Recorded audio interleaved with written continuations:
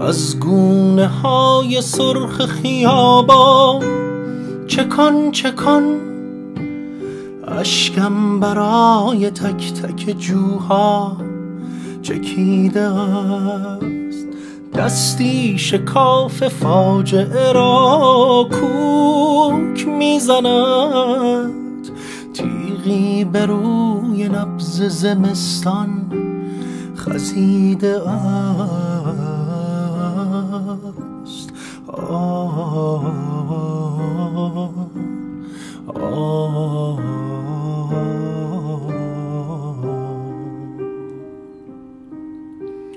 باید شبانه حافظه‌ام را کفن کنم، تذهیب خون به دفتر جانم قصیده است.